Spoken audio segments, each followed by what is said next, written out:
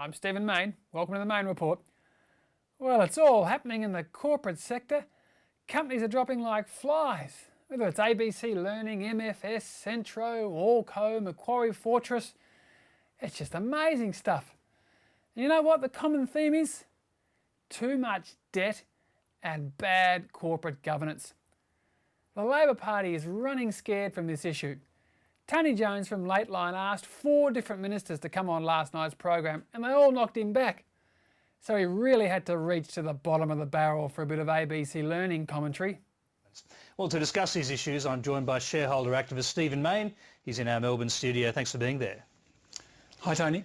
Let's go through the story of this collapse, if we can. On Monday night at 8 p.m, Eddie Groves tells the Fin Review that he has got shares on margin lending, but that any margin calls are, quote, a long way off the mark from where they think it is. What do you think of that statement? What do you make of that statement now?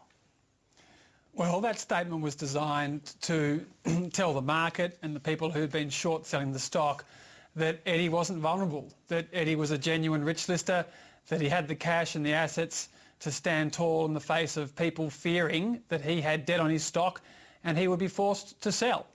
Now, a few hours earlier, he'd released a disappointing half-year profit result, and analysts were tipping the shares would weaken the next day, and that's precisely what happened. The next day, there was a slaughtering of the share price, and Eddie's belligerent and brazen words about being all in the clear and not at risk were proven wrong when he was forced, along with his wife, to liquidate half his shareholding. And it wasn't just Eddie and his wife, 2 other directors were also forced to sell their shares by lenders. So, I mean, we've never before in Australian corporate history seen a majority of a board vanquished like this with their shareholdings taken from them.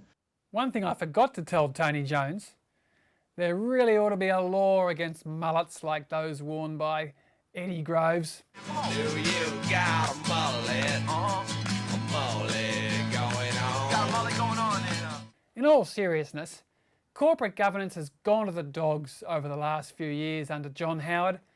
Can you believe that clown even allowed the stock exchange to become a conflict-ridden for-profit regulator?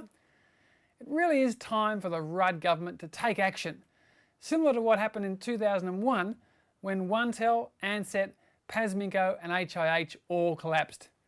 Because the current spate of disasters have even worse governance than those 4. But what has Kevin Rudd done? He's actually appointed Rupert Murdoch's man in Australia, John Hartigan, to chair the governance debate at the big 2020 GabFest. Murdoch's man! Murdoch! The bloke with the worst governance in the world! That really is a sick joke. I think the time has come for serious action. Labor needs to get real. This is the party that's corralled $1 trillion of workers' money into superannuation. Billions of it are being lost by dodgy corporate governance, and so far they've done absolutely diddly squat about it. I'm Stephen Mayne. Just keep doing your best.